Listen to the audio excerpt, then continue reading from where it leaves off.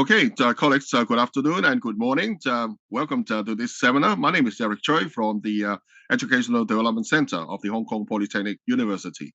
And I'm very honored to be asked to act as one of the facilitators for this seminar. It's a very important seminar today in an increasingly digitalized, interconnected societies. Global competencies on intercultural management, on internationalization, it's very important, high on the agenda for our students and graduates. And I'm very pleased to see a seminar being organized in this, very important topics. And, I must thank the organizer. In fact, the speakers, it's highly international and all experts in this area. In my teaching in global classrooms, we also touch on intercultural management because, cultural issues, globalization's understanding, and all these things, are highly dependent on, the country, the individuals, the ethnic groups, and so forth. Yet they define the line of authority as well as the decision making in many business disciplines. So it's a very important topic indeed. Now I understand that this is part of a deliverable in a teaching development grant project. So I'm not going to steal the thunder. I'm going to pass on to Professor M.S. Wong from the BME department to tell us a bit more about the project and to officially open the session. Thank you. Professor Wong. Thank you, Professor Eric Choi, to facilitate this meeting. So I'm M.S. Wong is the project leader or investigator on the project named Enhancement of Student Internationalization while Integration of Curricular and Co-Curricular Strategies. So it's our honor and pleasure to invite three renowned speakers on this area. I would like to briefly introduce them. First is Dr. Carla Camargo Casos. Dr. Casos is a specialist in internationalization of education, a researcher at the Institute for Research and Studies in University Administration at the Federal University of Santa Catarina, Brazil, and also the Brazil-Australia Center for Internationalization of Education, and is the IOC Global Associate for Latin America. The second speaker is Stephen Bethman. Dr. Bethman is the Executive Director of the Melton Foundation, is one of the leading proponents of global citizenship over 30 years. The first speaker is Dr. Tracy Zhao. Dr. Zhao is an assistant professor in the Department of Educational Administration and Policy at the Chinese University of Hong Kong. So these three invited speakers will share with us their contents in the way, as the topic mentioned, is developing, assessing global, international, intercultural competencies towards the development of global citizens. I think while this nurture a global citizenship ability or capacity is one of the important attributes for PolyU to nurture their students. So I now give the time to our speakers. So now you can start your presentation, Dr. Kala. Thank you. Thank you very much, Dr. Wong. It is a pleasure to be here with all of you, talking a little bit about my passion, which is internationalization of higher education, especially internationalization of the curriculum. And so we are going to work in the following way. Each speaker is going to have about 15 minutes to present. Afterwards, we are going to have 10 minutes for final remarks from the speakers, and the last 15 minutes for Q&A session in which you can ask questions. And please, I do understand it is quite important to have the participation of you all. So now I would like to invite Dr. Stephen Bethman to talk about global citizenship development, definition, and related competencies. Thank you very much. I'm super honored to be here today. I'm really looking forward to this presentation. As it's been said, I'm working as Executive Director of the Melton Foundation. Our foundation connects students from all over the world. We have different programs where we teach global citizenship on different levels. So with university students, but also with people that are already professionally working in the area of the Sustainable Development Goals. So I hope you can see my screen now to be able to walk you through this presentation. Well, to start, yes, we can. I'd like to ask you. Thank you. So to start, I would like to ask you some simple questions, but maybe they are not as simple. So I wonder if you ever dreamed of a world where there's no poverty, a world where everybody has enough to eat, where access to health services are universal, where mental health problems are not seen as a stigma, but are treated with dignity. A world where we don't pollute our oceans, where our energy sources are renewable. A world where species are not extinct, but we conserve the environment, where we live in peace. Where the young people can go to school without any problems, where women and men have the same rights, and where there's clean access to clean drinking water for everybody. And that actually the cities we live in are organized in a sustainable manner. Well, those utopia that we see here, and maybe you've recognized it, are very strongly correlated to the United Nations Sustainable Development Goals. Each of them represents one of the goals of the 17. There's actually 17, as you know, but there's still a challenge to actually achieve this utopia. As we know, we are a little bit behind, unfortunately, with the agenda to 2030. And so there's a strong necessity for a new generation of leaders. So we need people that are responsible and open-minded, leaders and citizens that take action, that are able to connect the global with the local, that are actually taking really activities forward to reach the Sustainable Development Goals. And I would say an appropriate term for these peoples or leaders are actually global citizens. So people that are much aware of what is going on, that are globally competent, people that are able to examine local and global issues and connect them, to really also understand and appreciate different perspectives in the world. We know that in our world, there's still a lot of conflict happening. And often it is because we don't take the time to really reflect on the other opinions, on the perspective that other people might have about the same problems that we actually faced. So we need to also foster the ability to students and young people, or in general of humans, to successfully and respectfully interact with each other and take responsibility towards sustainability and collective well-being. So the idea of global citizenship and global competences are very interrelated.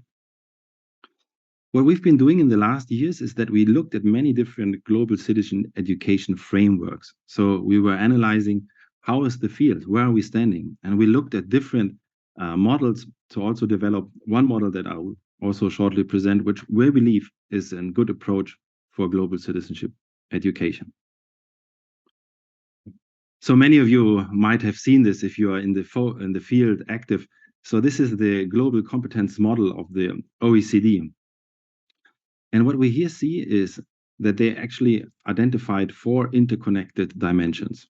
So it was also already obvious in the definition here is part of global competences really is to examine local, global, and cultural issues. So it has a cognitive element. We need to be able to examine what's happening. How are the interrelations in between what is happening in our own community and global developments? At the same time, it is really important for us to understand and appreciate perspective and worldview of others. Only when we are open-minded and go and talk beyond the political news that we see where there's conflict in between nations, and but if we actually go into these countries or speak with people from these nations, we understand that we share the same humanity, that we actually share the same ideas about the problems we want to solve. There might be different approaches to that, but in the end, I believe in humanity, there is this strive also to connect to each other and to collaborate. And this also is here, the 4th dimension, the 3rd dimension, that it says, well, if we want to achieve something, we need to engage in an open, appropriate, and effective interaction across cultures. So that does not only mean, for example, Germans, Chileans, Chinese, and so forth. It also has a local component. We need to be able to relate to people that are different from us in our own cultures. It was mentioned earlier, for example, ethnic groups. We often talk about intercultural problems, talking on the superficial macro structure, saying Germans are punctual, Chileans like to be very much associated with their family.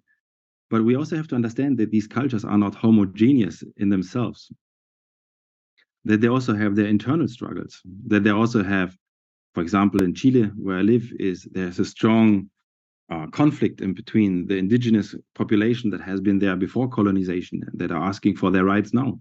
So we need to also kind of understand that each and every country, when we talk about intercultural differences, has some tendencies, obviously, as written in many books, but that within these societies, there's also great diversity.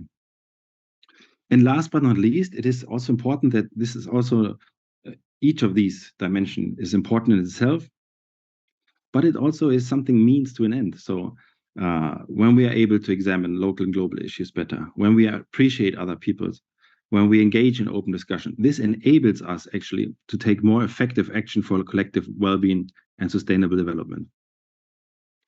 The outer circle here shows pretty well, which is mostly related to classical dimensions of learning. So skills, knowledge, values, attitudes. Some of them are related to Bloom's taxonomy.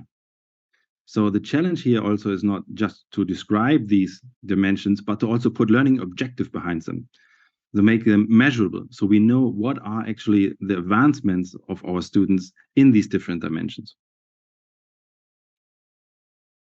Another model here from the UNESCO tried to amplify or open it a little bit to another report, the Delors report, that was more related to not just knowledge and cognitive learning, but also making space for new concepts, meaning that we not need to learn to know.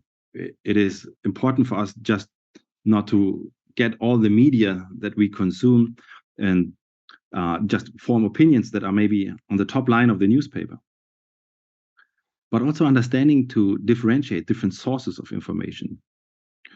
This is especially important today, where we know that there's so much false information, fake news. There's also a lot of ideology in much of the papers that we read. In Germany, for example, I read some newspapers that have so different opinions about issues. And then if you go into the web and see comments in social media, they might be even more different, or people saying, oh, the traditional media is lying. So it is a challenge in today's world to really understand how to know, how to learn, where to get information. But it's also about being. That means each of us has a specific space in this world. We all grow up with different values, attitudes. We are products, or somehow we are influenced by our upbringing. So also reflecting on ourselves and being the full person that we want to be is very important. Just as the socio-emotional differentiation or skills that we need to learn to live better together. The world population is rising and rising, but our resources are not infinitive. So we actually have to find ways to collaborate better, to understand that global citizenship is much about a shared humanity. We're all humans in this planet. We might be different opinions sometimes, but for us, it is important to understand that if we come from the conclusion that there's just this one planet, this one world that we share, collaboration is key. Otherwise, the humanity is going into a very wrong direction. And for that, we also need the behavioral skills to actually do something. Not just recognizing the challenges, but taking action, doing something, living differently. Every small decision we take every day may help us towards achieving the Sustainable Development Goals. May it be to be more kind, to recycle, to save water, to be very friendly to strangers. Everything can help kind of to develop towards this more sustainable and societal well-being. What we did then in the Melton Foundation, we took these dimensions and developed a new model. And I think it is a very nice model to complement what has already been out there. So we believe that from a better understanding of ourselves, meaning understanding our own values, where we come from, what are our biases, we are better equipped to collaborate with others. So from a better understanding of who we are and where we come from, and also being reflective about that maybe our opinions, our values are not universally accepted, that we don't engage in any arrogance, but be open to different opinions. We are better equipped to collaborate across boundaries. This is also much related to what was mentioned earlier, this intercultural communication skills, but also teamwork to understand better concepts of leadership that are more inclusive. The third string here is making sense of the world, and this is what we call the cognitive dimension, meaning that in order to succeed, we also need to be aware about what is going on. International treaties, politics, policies, it might be too complex for us to grasp. Global citizenship development is lifelong learning. It is not that we take a course and then we can say, hey, I'm a global citizen, I know what's happening, but it is also a constant learning, reflecting about what has worked well, what didn't well, where can we find new information about things that we want to learn, problems, how can we solve them better? And last but not least here, also the dimension towards enabling and driving change. Meaning that it's not just about us being maybe overwhelmed by the complexity of problems, even though we can do even with little steps, great advancements, but also enable change, making the way for people to collaborate, hoping that together we can achieve this better. Here's a description about these 4 strings I just shortly explained. So really understanding ourselves is about the reflective comprehension of one's own values, beliefs, bias, and identities. And there's also another part that we included that we found very important. I don't know, some of you might have heard about the inner development goals that were launched in Sweden and in the Nordic countries, that came from the idea or conclusion that to achieve the sustainable development goals, we also have to have inner growth. Much of the problems we have today are because we created them. And that means that when we look in ourselves and maybe put our own ambitions to have maybe profit, successful life in relation to what is happening in the world, this is also getting us a better understanding how we can contribute. And another very important point is, I think, is that in this dimension, it's not selfish, but it is important for us to take care of ourselves, of our own well-being, of our own psychological well-being, to be able to, in this understanding on ourselves, also understand where are our challenges in working with others. What is things that we cannot do? Where do we feel very uncomfortable? It's also about building resilience, understanding that, especially in intercultural communication, we might have days, situations where we are just lost because we don't understand what's going on. And in these situations, it's also very important to have some mechanisms of self-care, preservation, to be able not to go down and be depressed, but to be full self in these interactions. The making sense of the world, once again, is the cognitive capacity to analyze, interpret the surrounding world. And I just had a very good conversation here. I'm actually in Hangzhou in China with students here. They were saying, yes, but this is too broad. We cannot understand the full world, but maybe we can experience it. So a very important part of this here is not just learning through traditional media, but also experiencing it. Meaning experiential learning. When we go into a smaller village in a rural area, we might just see another reality that we haven't seen before in our own country, because we always stick to the same people. So really going out and meeting different people also in our own cultures is very important. And both of those, kind of the better understanding of ourselves and making sense of the world, is enabling us to collaborate better. And here, once again, it's really important to embrace diverse viewpoints, that we are also open to forge strong relationships, that we do trust other people, I always say in social network theory also, often it is the best way, if you want to create a new network, that you pay first into this network, that you provide, you show your support, that you want to support something instead of just going into networks because you think that will help your career, that you get new knowledge, which is also valuable. But in order to collaborate better, I think it's also very valid always to first provide your ideas, to help, to support, instead of just trying to think, okay, how can I get the best out of this? And enabling and driving change can have very many different dimensions. It can have really short or not as complex knowledge, just as tools for project management, short workshops on how to make priorities. And you can make it as complex as including things like design thinking, strategic development, and so forth. But it was also what we need to convey in this string here is that each of us has the ability to do change.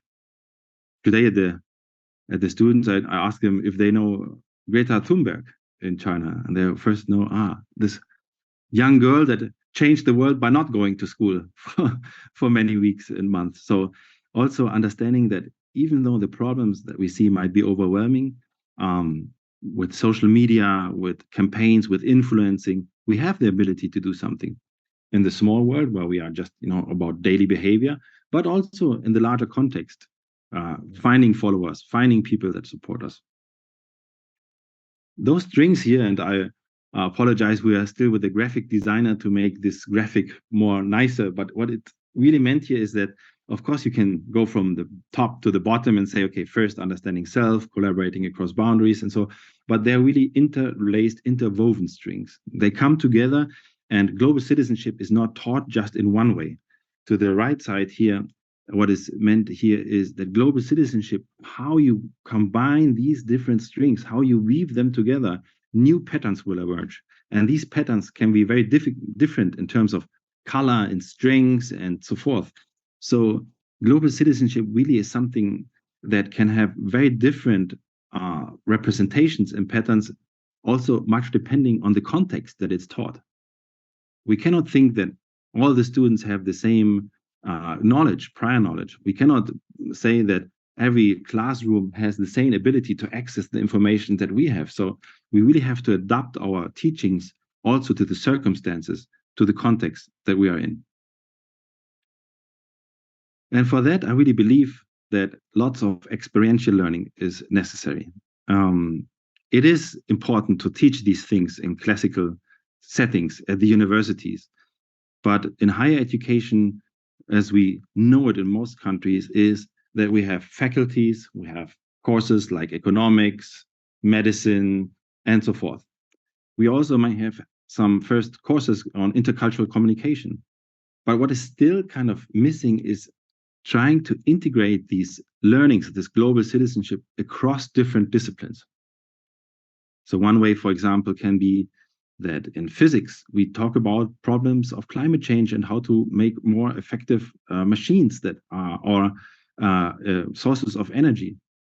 The same is in religion. You can talk about, how religion has influenced public policy and how to use this to create an interreligious dialogue. So meaning here is, in this picture here, it is much about, embracing diversity, integrating different people, being able to say that the more we share our humanity, the more we respect our humanity, that it is shared, the better we are equipped to develop global citizenship skills. Much about it is also about reflecting. So I just want to share one last example before I finish. In our courses that we give, we connect students from 6-7 different countries through a learning platform. We show them videos, we have discussions. It is about reflection. It is about also asking them to write their own learnings. And this is super important. Reflection time has to be a very important part of all the teachings. The discussions is where it happens, the sharing of the perspective. But lately also in our own learning platforms, we realized people are using artificial intelligence to answer these questions. So we wrote this we asked people to write a short essay about their intercultural encounters. And well, this one student, he wrote so beautifully that we were so impressed, but there's still some learnings, words that you can actually detect that it was not the person himself, but he wrote actually an essay based on some words he put into an artificial intelligence platform. So this is another challenge that we face in education, I guess, all over the world, is how to actually assess learning, especially in intercultural reflections, assessing that when we are not in a classroom together and we have written tests, but today online education, especially COIL or others, are so much important actually to get these people together. So this will also be a challenge going forward. But in the end, I think we are on a good path. What I can experience now is here, we are 3 international speakers from different countries in a university in Hong Kong. In Chile, where I currently reside, there's a educational reform that asks specifically to include global citizenship competences into curricula. So I feel, of course, not always and all over the world, there's also counter tendency of nationalisms. You might remember Trump's America first. The rest does not is not important for us. But in general, I think we are on a good way, and this seminar here and the people are here are testimony to that. So I thank you so much for giving me this time, and I'm looking forward to the discussion afterward. Thank you so much. Thank you. Thank you very much, Dr. Stephen. It was really nice to have this presentation. And I'm talking from Brazil. It's a city called Porto Alegre, really in the south of Brazil, state of Rio Grande do Sul. And while we were just talking about global citizenship and how responsible we are for all this as educators and for, raising this consciousness about global issues. Here in Porto Alegre, in our state, in my city, we are living through a very difficult time. We've had severe storms for about 2 weeks that have brought floods and left people homeless, and some people even died. So I just say that climate change, climate action is not a problem from Porto Alegre. It's not a Porto Alegre problem. It's a world problem. And if we don't educate our students for that, in order to solve these global issues, acting locally, then we are failing, right? Well, thank you very much. I just wanted to share this thought. Now it is time for my presentation, and I'll share my screen. Please let me know if you can see it. Yes? So I'm going to talk now about internationalization of the curriculum and how we can incorporate global, international, and intercultural competencies into the teaching and learning process. Because Dr. Stephen talked about these important competencies that we should develop and why we should develop these competencies. So now I'm going to a more practical approach in order to incorporate these competencies into the teaching and learning process. So why talking about internationalization of the curriculum? In 2012, actually, the International Association of Universities, in a world research, they claim that almost every university with a pretension to internationalization states that their objectives include preparing students to live and work in a globalized society. And the most important stated reason for internationalization was better preparation of students as national and global citizens. So it is all connected. And although the importance of the internationalization of the curriculum has become recognized worldwide, some people argue, and I would say some scholars argue, that faculty members, they don't know, they find it difficult to understand how to implement that. So that's why it is so important to talk about internationalization of the curriculum. And starting from the very beginning, I could say that the idea of creating an internationalized learning opportunity for all students, not only those who are mobile, I would say, who have the opportunity to study abroad, is based on the concepts of internationalization of the curriculum and internationalization at home. Because when we talk about internationalization of higher education, we usually associate with mobility.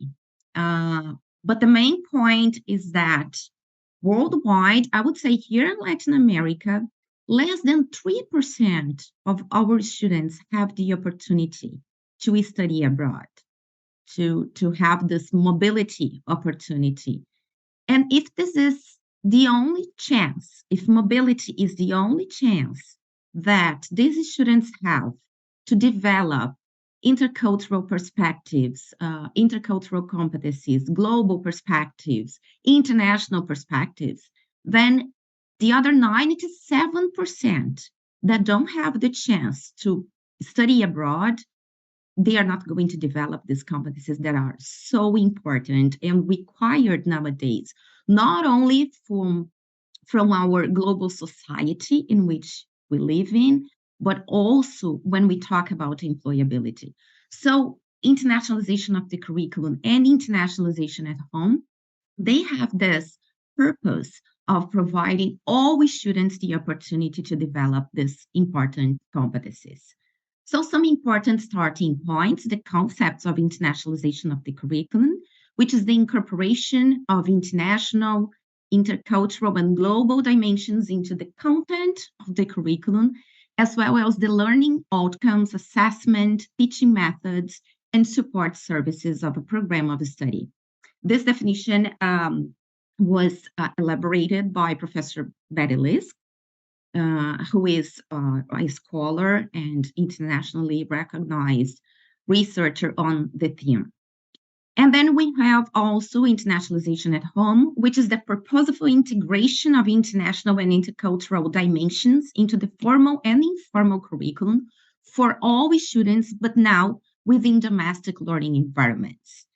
What I would like to call your attention is that even a program taught in the local or national language to a group of local students may be internationalized.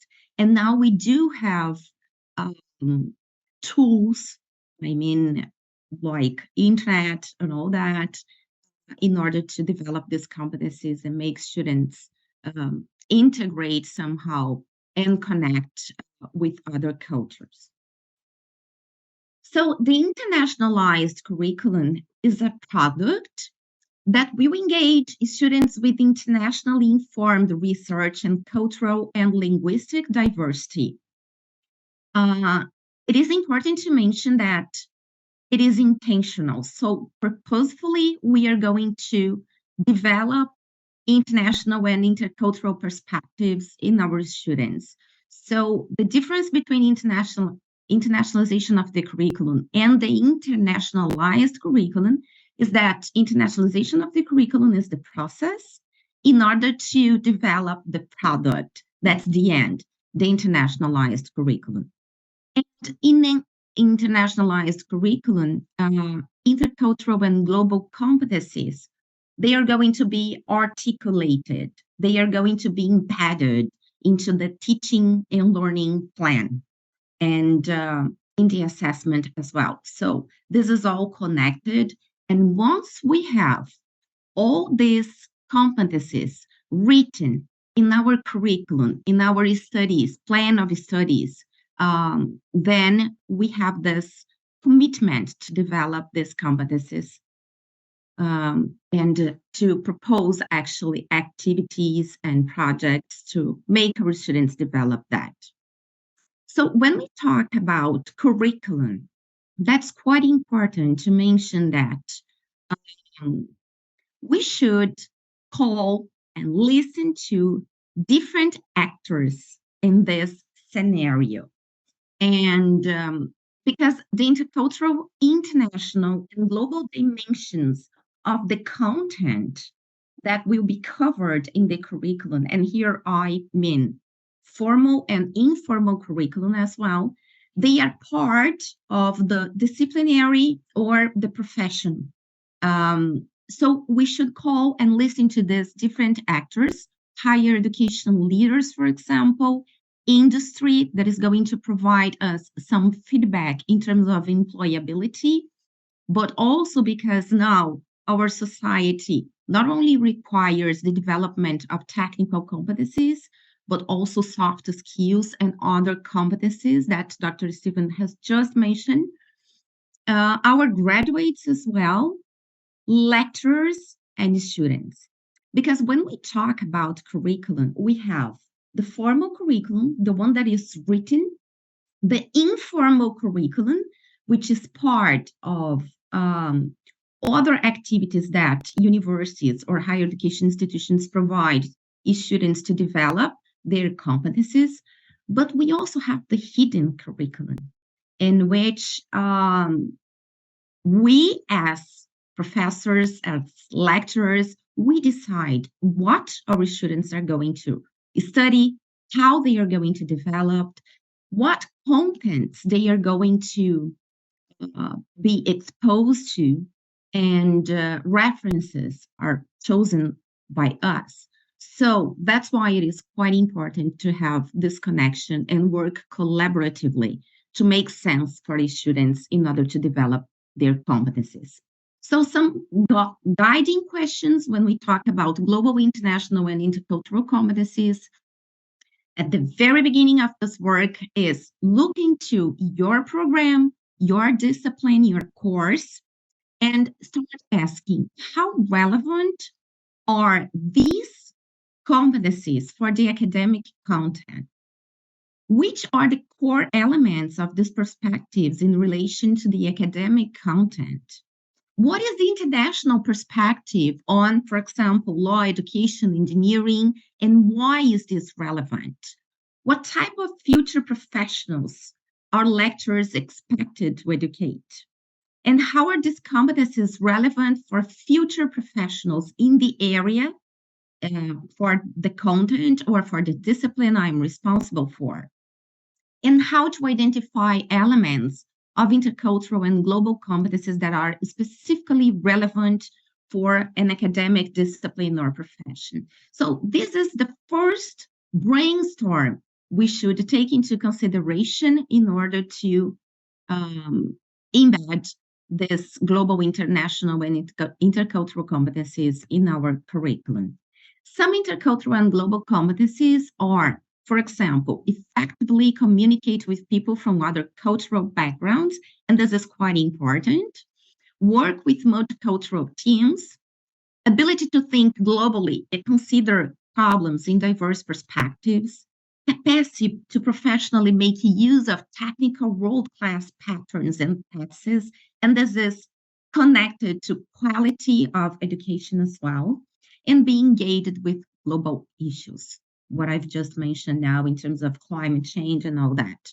So if we consider that these competencies are important and should be developed, then we should consider internationalization of the curriculum as an alternative. And then we talk about the intended learning outcomes that must be part of all this plan. They are defined at the program and course levels, and the intended learning outcomes, they are going to define knowledge, skills, and attitudes that all students are expected to learn at the end of the program or the course.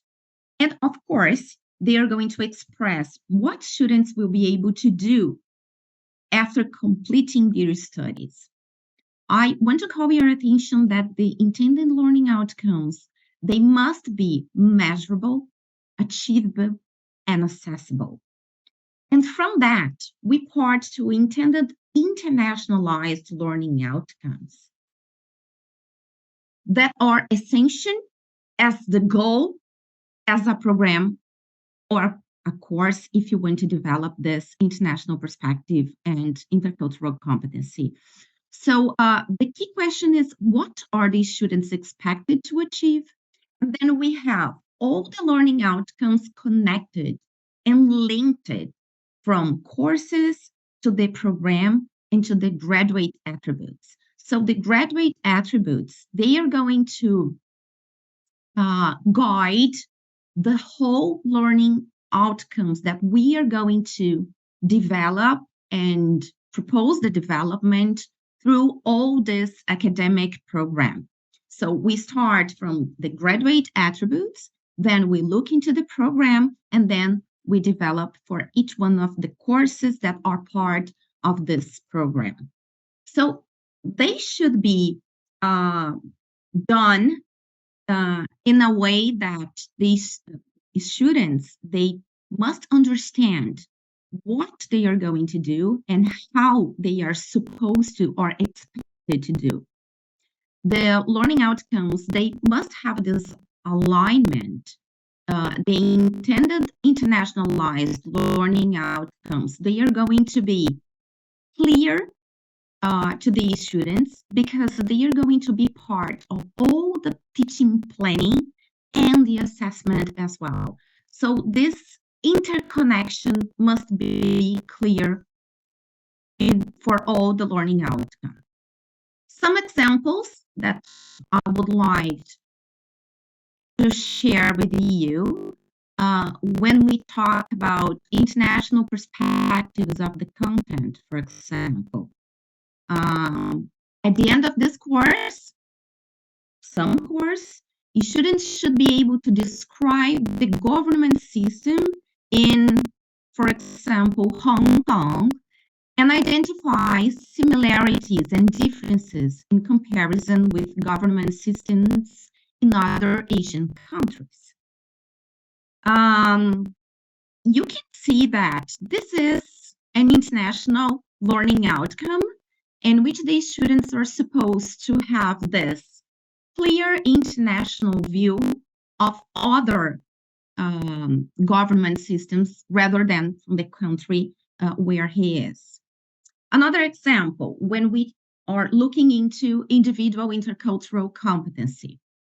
At the end of this program, students should have developed an understanding of the culturally different perspectives of their peers and be able to demonstrate a non-judgmental collaborative approach to group work that is appropriate for and include all group members. So this is an example, a clear example, again, of measurable, achievable, and accessible learning outcome for intercultural competency development.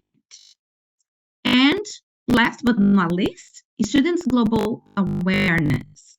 At the end of this course, students should have developed their knowledge of how climate change impacts on agriculture, for example, in particular to the production of wine in different regions of the world. Of course, we can adapt to that, but this is just some, I would like to shed some light on this and bring some examples in order to be, that can be applied in different areas and courses and programs as well. So these are clear examples on how we can embed learning outcomes for international perspectives, intercultural competency, and of course, students' global awareness as well. One of the key important things when we talk about teaching and learning process is student agency. OECD in 2019 talks that when students are agents in their learning, they are much more likely to have learned how to learn. And this is a very important skill that they can use not only for their students, but for their whole life.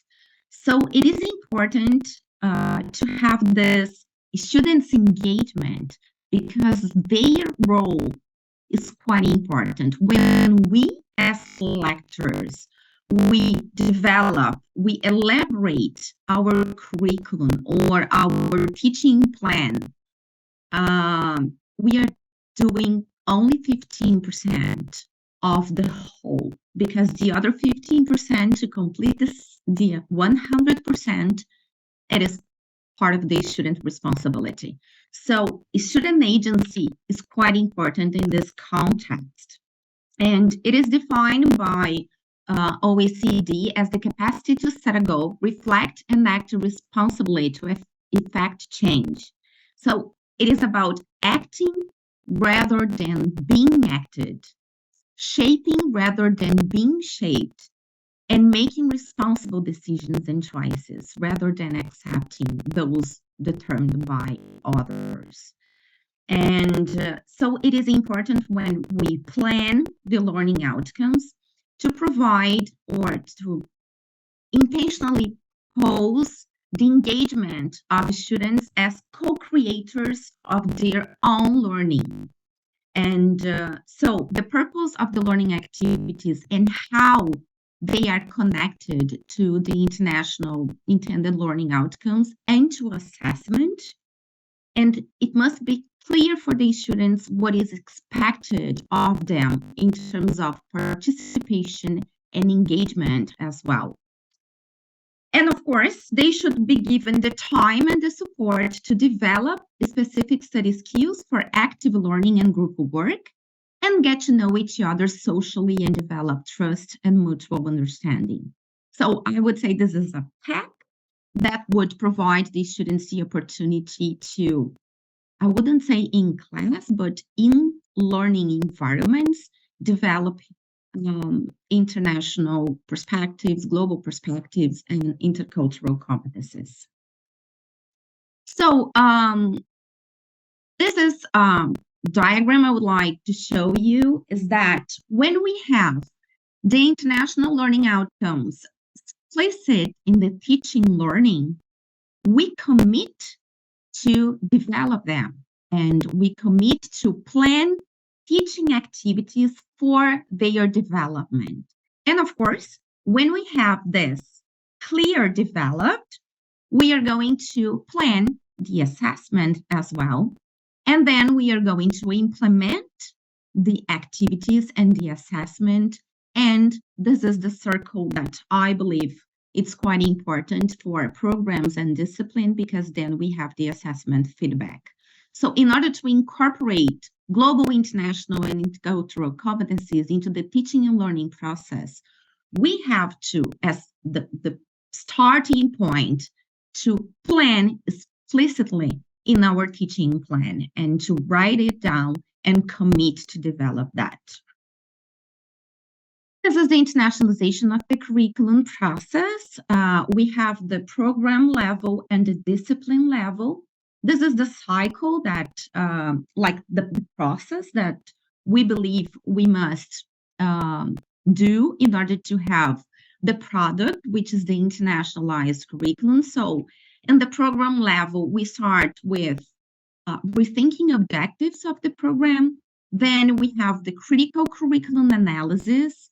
We define all the requirements, and that's when we have to invite the different actors, because here we are talking about technical competencies and professional requirements, for example, but also citizenship requirements. Then we define graduate capabilities. That is going to guide the whole pack of the disciplines that compose the program. And so we can have the IOC, the internationalization of the curriculum program guidelines. And then we move to each one of the disciplines or courses that the program is composed by. And then we start for each course or discipline, again, analysis of the curriculum, of the teaching plan, rethinking objectives in order to include these global perspectives and intercultural competencies. We have a critical plan analysis. We co-create how we are going to develop these competencies.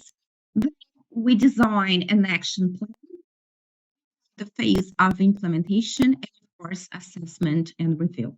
So this is the process for internationalization of the curriculum that we consider important to have all these phases interconnected in order to have the internationalized curriculum. Here are some references for you. And thank you very much for your attention. And I'm just looking forward to having the opportunity later to discuss a little bit more. Now I'd like to call Dr. Tracy Zhu, please, to present. Thank you, Carla. I'm now sharing my screen. This is cover page. Well, that's a lot of insights from Stephen and Carla. The more insights we have got from them, the more difficult my job will be, because now it's coming to assessing global, international, and intercultural competencies to see how many constructs, concepts are involved in these complex competencies. Especially Stephen said we need to look into our inner self, inside our heart. How to measure this will be a huge challenge. In the past several years, I've been working on a cross-institutional project on internationalization of teacher learning. So I'm very pleased to share with you some of my observation, and hopefully we can get some useful insights from these today's sharing. Okay, before going to any specific detail, I want to highlight that I think assessment is a balancing act. You can interpret this graph from multiple ways. But one lesson learned for me is that it will never be perfect, especially considering the complexities involved in those competencies we are going to assess. Different from a knowledge-based content, this multifaceted competence just could not be assessed thoroughly using one simple method. Often, we want to use multiple instruments if you really want to know whether your students achieved those competencies. However, when multiple instruments are used, there involves a lot of resources and time, not just our time, students' workload. There are some studies showing that students in higher education are already over-assessed. So that's why I think we need to be clear that this is a balancing act. Let me then highlight assessing the GII competencies is a delicate balancing act. I've added some adjectives to these, like Zen stones. And on the right-hand side, you will see if you want to be comprehensive, you need a lot more resources, including time. And some of the approach I list on the right-hand side of this graph, like creative process and outputs, portfolio, simulation, role play. There are a lot more, and also including observations. These are some of the approach I think will be more comprehensively assessing GII competencies, but none of them is easy to do. And on the left-hand side, there are self-reported surveys, which relatively includes less time or less investment. I'm not saying surveys are easy to do. I know designing and implementing a good survey is also difficult. But comparatively, I would say survey involves less intensive resources. And once they are developed, they can be used multiple times. However, surveys, as literature says, they only capture a limited perspective around these GII competencies, although it's economical. So this is why I interpret the whole picture as a delicate balancing act. So let's go through some of the common approaches. The four approaches I'm going to share with you are some of the most frequently used ones in our observation and in the literature. So I said doing a survey good and right. It's not easy, but fortunately, there are already some well-developed inventory scales that we can adapt to our context with relatively limited resource in your course. And you might already know the last one, Global Citizenship Scale, that's validated by PolyU colleagues in our local Hong Kong context. I've seen colleagues here coming from the service learning unit, and I know that they have already validated this global citizenship scale. But if your focus is on intercultural sensitivity, cross-cultural adaptability, you are also very welcome to look at the other scales, each of these having specific focus on the constructs that you define in your learning outcomes as elaborated by Hala. So these are like some of the items of the global citizenship scale. Students will be asked to rate this statement, usually using a Likert scale from 1 to 4, 1 to 5, or 1 to 6, depending on different survey designs. You can read that they need to rate. I'm confident that I can thrive in any culture or country. Well, that's difficult. And that one statement, one sentence includes so many things. We have so many cultures, we have so many countries. Within a country, there are different cultures. So if students really take this seriously, even completing one statement would be a complex action. So that's why I said surveys capture like snapshots and could be biased or could be limited. Still, it's a handy way of assessment currently. Some people use rubrics rather than survey. And the beauty of a rubric is that it can be relatively easily incorporated into your course because we often use rubrics. And rubrics can also be used for peer assessment and self-assessment or an observation protocol. You can use this rubric this construct like self-awareness, perspective taking to observe. Or you can ask students to rate themselves, rate their teammates, rate their classmates. So rubric compared to survey is more friendly to me when you want to put it in your course. Of course, you need to show students the rubric at the very beginning so they know that they will be assessed in this way. And AACU, Association of American University and Colleges, have many rubrics on professional skills, soft skills. I used their collaborative learning rubric for a long time, and this global learning rubric is also very useful in my view. And you can further adapt. You can choose the items you wish to include. You can adapt the descriptors to your context.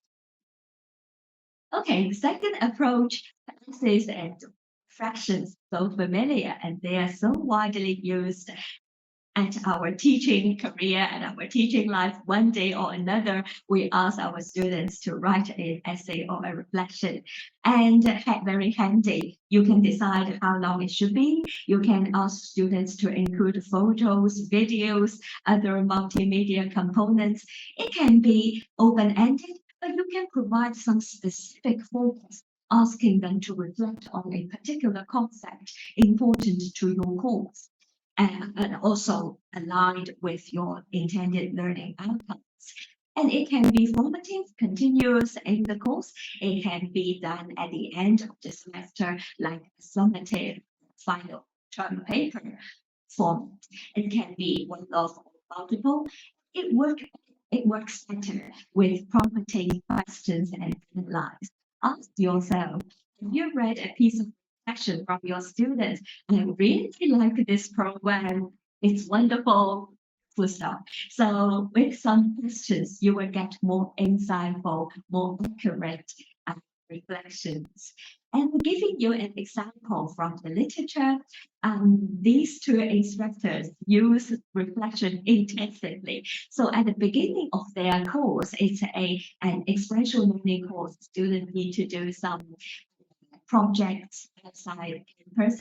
And the specific focus of these reflections are what is culture at the beginning, and then open-ended reflections in between, and important milestone of the project. At the end, has the progress increased your cultural awareness. So this is a design. Of course, that's again what resource, time, workload are increasing in this kind of intensive multiple designs.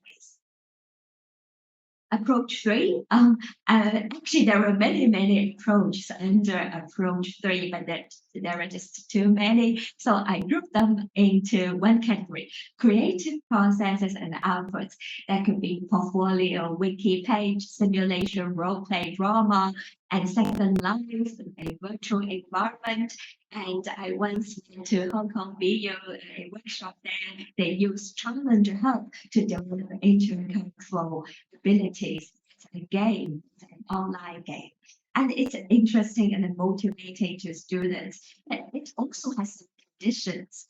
If you want to work better with these creative process, you need an attractive design, a relatively authentic environment, and the briefings and debriefings. Debriefings are so important. Otherwise, what students could remember are winning or losing rather than the intercultural and global competencies you want them to learn. And I'll give you an example of previously my collaborative work with Dr. Lee from Hong Kong U, and he uses student-led studios in his courses. I went to his studio and it was all based on real life scenarios. Students take up different roles, surveyors, lawyers, and government officials, and negotiate with one another. Each of those meetings has a specific agenda, so students know their role and know the task they need to negotiate with their partners. And later, at the second stage, students from Hong Kong collaborate with students in Guangdong through a real-time discussion board. So that's some, I would say this is like a creative process with some creative outputs using student-led studios. Finally, the final approach I want to share is observation, because I've done them. I think they are very powerful.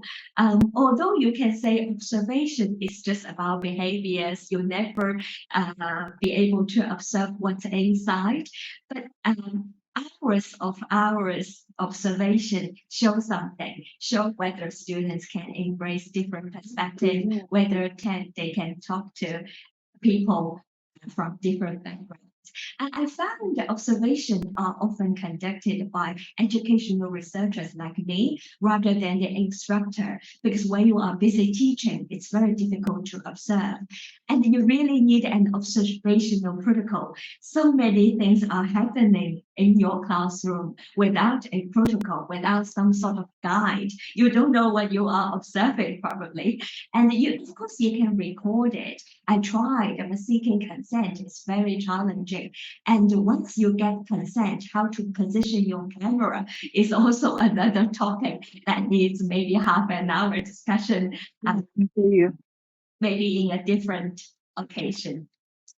Let me show you the protocol I use. So I want to observe how instructors handle learning materials in an international intercultural perspective. So these are the elements I want to observe. I also observe students' interaction. So what are students' reactions to the ways lecturers handle their materials? You can see this is only one part. It's quite comprehensive. That's why I said observations are powerful but very time-consuming. Okay, I want to summarize my points using these key considerations. I think because it's so delicate, it's so complex, the first question I encourage you to think about is why. If you can convince yourself, your program leader, and your students, let's do it. So then we consider the rest of the consideration. Do you want to give it a grade, whether it's formative, continuous in between your sessions, or it's at the end, maybe 20%, 30% of your grades? Whether you integrate it with course content or whether it's like a standalone specifically on GII competencies, whether you do it one time, continuous, pre and post. Pre and post are very useful for understanding the changes. Whether you use one assessment instrument like survey alone, or whether you combine it with observation, with reflections or other tools. And don't forget to think about ways of providing guidance and feedback. As Carla says, that's an important ingredient of any assessment design. And also resources needed. Do you have someone to observe?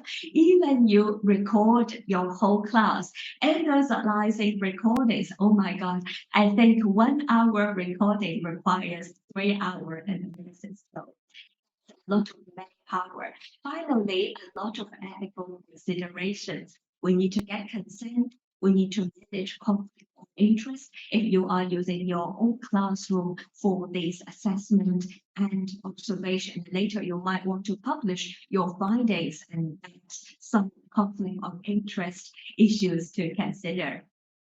These are some of the references and the resources. Thank you.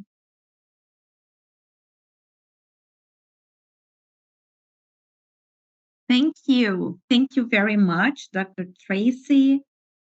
Wow, so nice to have these insights from all of you. And now we are just moving for our final remarks. And I'm just here, my mind is full. So many things to talk. And well, we've talked about the competencies and what competencies our students and our citizens should develop, why they are important. And I think it is clear for all of us why it is important to develop not only intercultural competencies, not only international perspectives and global perspectives, but all the competencies that Dr. Stephen has talked about in terms of developing global citizens, And we talked about how we incorporate these competencies into the teaching and learning process in a very practical way, and also how they might be assessed in a holistic way, which I think that makes the whole sense. So what I would like to call the attention is that when we talk about internationalization of education, specifically talking about internationalization of higher education, some people still claim that it is equal mobility. And what I mean is that if we, as educators, we consider to integrate, to incorporate international perspective or intercultural competencies into our teaching and learning process, we have a more inclusive perspective of internationalization. Because if we consider mobility the only possibility for the students to develop these competencies, then probably we are going to fail as educators because they are not going to have the opportunity to do so. And so this more inclusive and less elitist perspective of internationalization should be considered. And we talked about global citizenship development. We all know, or at least we have heard about the development goals, social development goals. And we talk about those objectives that includes hunger, poverty, energy, climate action that I've mentioned, gender equality, and so many common problems that we have.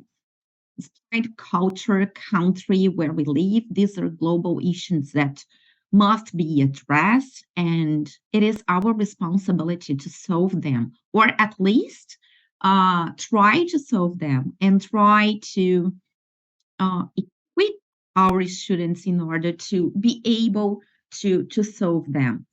The key point is that I had a discussion some time ago with some colleagues from other universities, and we were just discussing that SDGs might change the world. And I would like to call the attention that SDGs, they guide, they talk about the problems, but who are going to change the world? People. So it's all about people. So it's all about education, because we are the ones who are responsible for this change. We as educators, our students, and everyone in society. If each and every one makes its part, then we are going to have a real transformation. Finally, then, so my final remark is that it's all about people. It's all about people. We can have process, we can have teaching plans, we can have internationalization strategic plans, we can have documents, references, but in practical, it's all about people. And Dr. Stephen, I'm looking forward to hear your final remarks, if you can. And I would like to add one question. You are doing a great job, Melton's Foundation, in terms of developing this global citizenship awareness and all that. I would like you to talk, after your final remarks, about the obstacles that you find to implement this project. Please.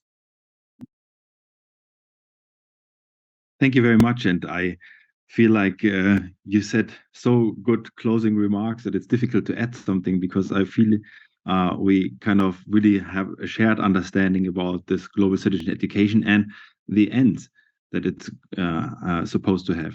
And I think that's a point I just want to stress once more again. I also was a student of intercultural communication when I was studying with Professor Bolton, Jürgen Bolton. He was a very good teacher in Germany, a professor who published a lot. But the faculty, or this institute, was actually associated with the business faculty. So the means here, the understanding, intercultural understanding, was how to do better business. So how to succeed in international companies. And it's a valid goal. I mean, I understand that the globalized world is much driven by economy and interactions. But back then already, I felt something was missing. If I just become a better equipped person to interact with other cultures, my end game is not profit. It can be, but it must not be. It must be more extended. And here's the relation to what you also said very well, Carla, is that the Sustainable Development Goals are a guidance. They are not complete either. They also have maybe different ways to be tackled. We just collaborated with the Jena Declaration, which is a project from an UNESCO chair of sustainability in Jena.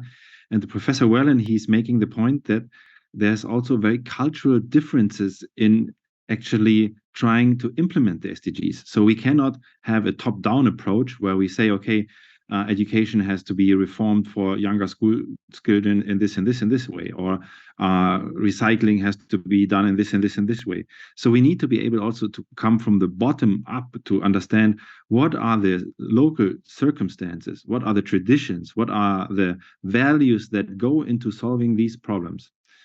And understanding global citizenship as that it's diverse, has different patterns, different colors, is very essential. So I also was very much impressed by Tracy's kind of balancing act of assessment, because assessing these skills are super difficult. And this maybe leads me to what you're saying, what are the obstacles? Some of the obstacles that we have in our programs is that we provide a lot of teaching, and we have a feel-good factor, let's say it, yeah. We see people interacting very in safe environments. We see the conflicts, but we also see the beauty, actually, people forging these new trustful powerful relationships across boundaries, building friendships of Chinese, Chilean, Germans, Africans, and so forth. And they stay in contact afterwards. Yeah? But for example, if I go out and look for funders for my programs, they ask me, what's your end? What's your number? What is your teaching? What's your assessment? And I can give them some data. But we are not equipped to make all this, what was just mentioned, observation, role plays. Assessment for us is somehow superficial. We believe we do something great, and we see it, we feel it, but it is difficult for us to portray it in a way that's very understanding or very good for funders who like to have 1,000, 2,000, 5,000 people touched, as well as then saying, okay, with this, we have such tangible outcome. We feel that the people that go through our programs later are better persons, and they implement these learnings in their everyday life. They become maybe bankers with a social conscience, or medical doctors that are much more sensible to intercultural difference in treating patients and so forth. Yeah? But these are also sometimes effects that only come later in life, 10, 15 later, where they remind us, hey, now I'm a professional and I feel I'm doing my job a lot better because I have had this training 15 years ago. So there's also a time lapse of reflection, and this is super difficult to measure. We have anecdotes, we have storytelling and stuff like that, but it is a challenge kind of to really show the impact and make it much more important for other people to recognize if they only rely on anecdotes instead of tangible hard data that we can provide. Thank you, Dr. Stephen. Thank you very much. And I would like to invite my colleague, Dr. Tracy Su, for her final remarks. Please, Dr. Tracy. Oh, thank you. I think what Stephen and Carla said are so important, especially like Carla's message of people and Stephen's message of like context and a long-term engagement. So I plan to do this no matter you are going to internationalize your course, your program, or assess learning outcomes. I found that engaging people, especially students, is so important because when you do any innovation, any revision of your existing courses, you are going to receive some resistance from your student. But once they are convinced, because I've tried every time to be very clear with my students why we are doing this extra piece of work, why I invited to do this extra reflective paragraph, why. And once they are convinced, they become so engaged and they not just respond to me, but I feel that, like Stephen said, they become a better person in the context, a better teacher in secondary or primary school. So if you say like final remarks, I would say people and the context really important. Thank you. Thank you, Dr. Tracy. Thank you very much. Yes, I do understand. Context is quite important as well. That's wonderful. So now I would like to invite participants. We are just moving forward to the Q&A session. So it would be important to have your participation. Type into the chat the questions that you have, and we are just at your disposal.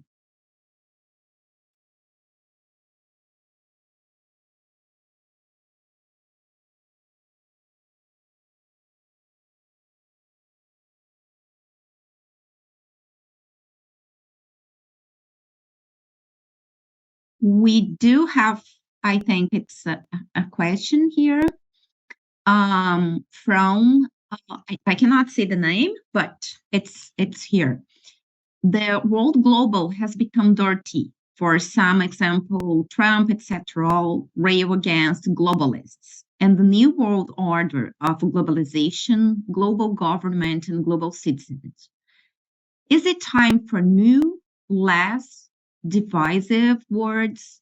Is there a danger that the more we push for responsible and progressive behavior and assess, reward, and punish students for exhibiting these or not, The more we increase division and feed the charge that education has become overly politicized, and now the question, how can we avoid promoting global citizenship becoming counterproductive?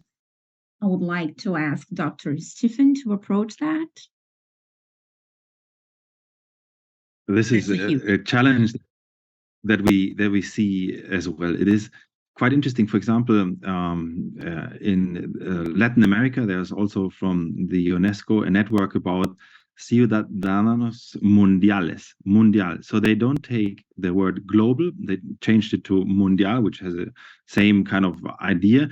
But why? Because especially also in Latin America, there was very much resistance towards globalization because they felt it's another like imperial concept. So they changed the word to mundial.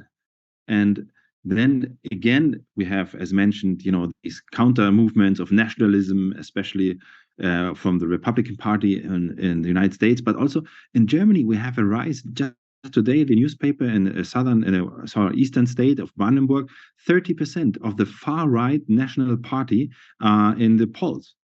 And there's not only that of nationalism, but also, for example, in global citizenship, we talk about inclusivity, inclusive, yeah. But there's a huge counter movement against, what they call the woke. Woke. Why do we have to be woke? Why do we know pronouns? Why do we cannot say the things that I want to say?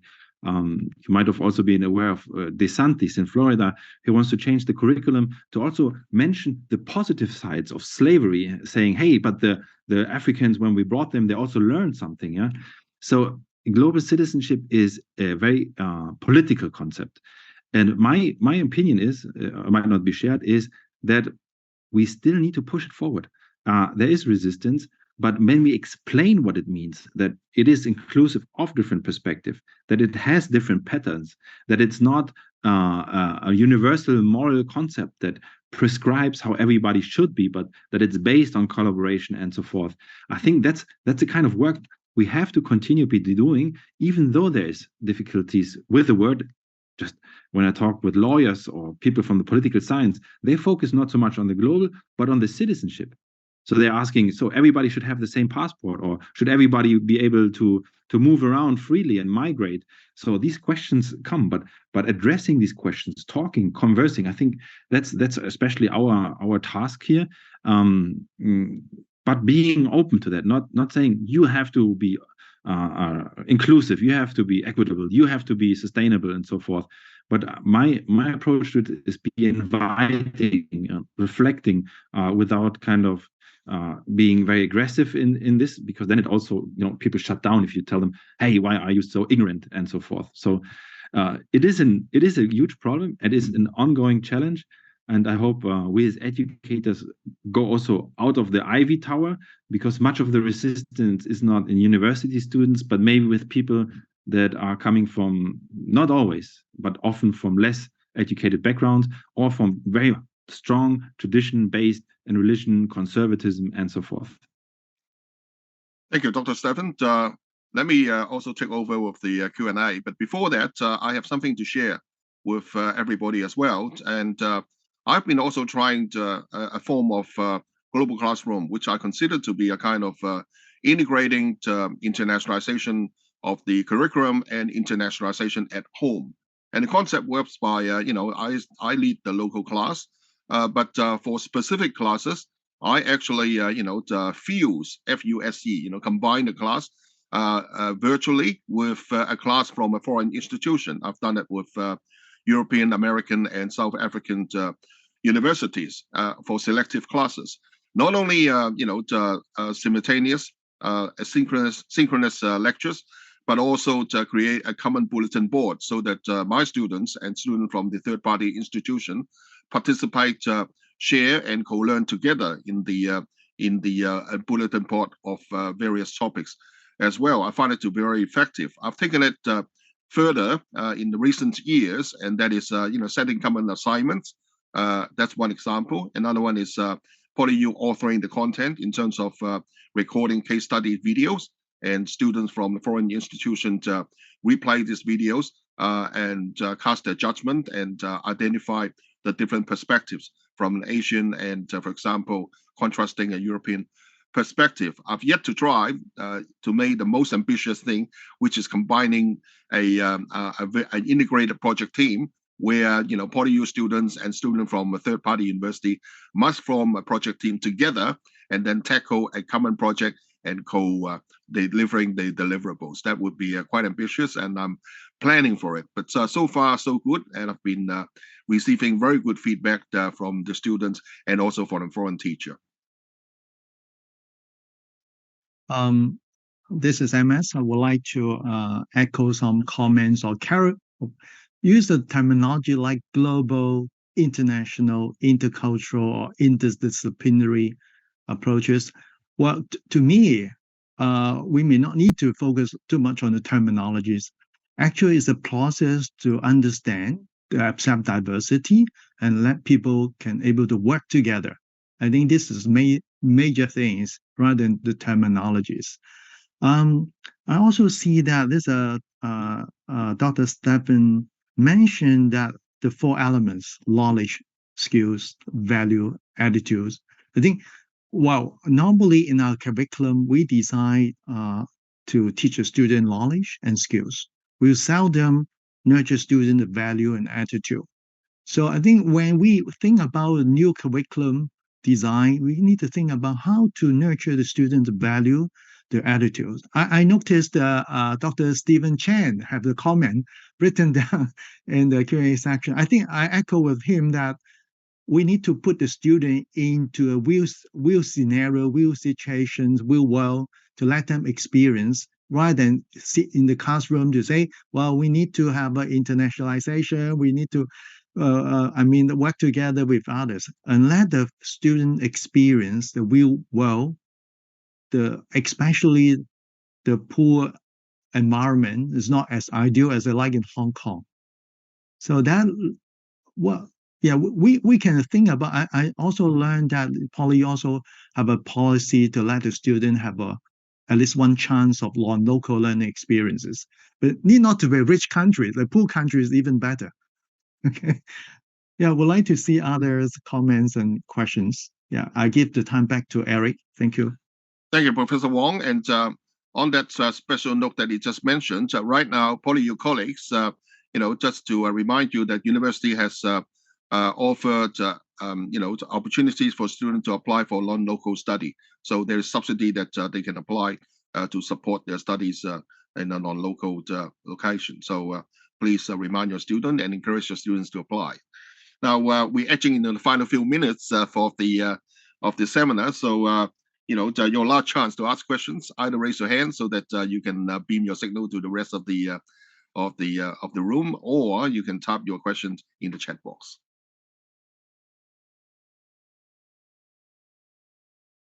Eric, this is Carla, and I've seen in the chat a question about mobility versus internationalization at home. I would like to address, as well as the comment from Dr. Wong. I do believe that when we talk about attitudes and value, we should put our students into experiences. We should provide them experience to have this attitudes and values developed somehow. And this is part of the student agency that I've mentioned as well, because this is part of the student responsibility. And talking about mobility and internationalization at home and internationalization of the curriculum, I don't mean that we are going to substitute travel or studying abroad, but we can use virtual tools. We can use technology in order to enhance the development and the exposure of our students into different cultural environments and contexts and all that. So, when they are exposed, and Dr. Stephen talked about this learning experience and experiential learning. This is quite important, because when they live that, so they are going to be aware on how important it is for them to develop these competencies And internationalization at home and internationalization of the curriculum, and the purpose of developing these competencies in teaching and learning environments, not only in class. This is something that I would like to call the attention, is quite important, because then we have this inclusive perspective. We don't want to substitute, but I do believe that it is better to have, for example, collaborative online international learning in order to enhance students participating in other cultures and having contact with students from other cultures than nothing. And we know that less than 3% or less than 7%, we consider the role of our students enrolled in higher education institutions have the opportunity to study abroad. So this is our responsibility to provide the means for them to develop these competencies. Thank you, Dr. Kassel. Now, we would like to obtain some feedback from all of you. So please put up a link in the chat box. Only 2 questions. We appreciate that you can give us some feedback for this seminar. I think we are close to finishing time. May I ask Professor Wong, is there anything else you want to add before we conclude this event? Would like to have a vote of thanks for all the guest speaker, Carla and Stephen, and also Tracy. And also thank you very much for Professor Eric Choi. It's very good facilitation for this discussion and communication. I also thank for the audiences as well as the project teams, Percy and Cooper, for the preparation of these workshops. And would like to have more communications in the future. I think this is not one-off. We should have more communication, and if we want to grow together with the student, we have to work together. Okay, to have I just share with you that on Monday and Tuesday, this Mondays and Tuesday, I joined a forum called this Philanthropy for Better Cities Forum. There's also many participants share their views from different angles. So I think this kind of talking, even right now, we have this the Belt and Road Summit yesterday and today. So people have to communicate together and work together to have a better city and better future of us. Thank you. Thank you very much. Any final words from any of our speakers, please? Doesn't look like it. Well, thank you very much for your attendance of this seminar. I've gained a lot. I'm sure you have as well. As Professor Wong said, this will not be the last time. There will be more of such events being organized by PolyU. So thank you very much, and have a good day, have a good evening, whatever. Thank you. Thank you very much. Bye-bye.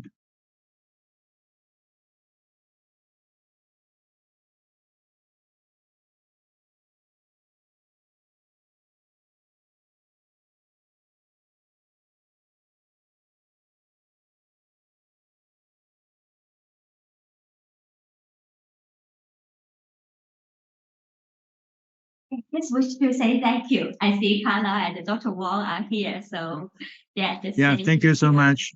Thank you. Thank you very much, Tracy. Yeah, to meet you, Tracy, and we can have more interaction physically. I hope that also have a physical interaction with Carla in the very near future. Yeah, so do I. Okay. Thank you very much, MS, and see you, right? Okay. Bye-bye. Bye-bye.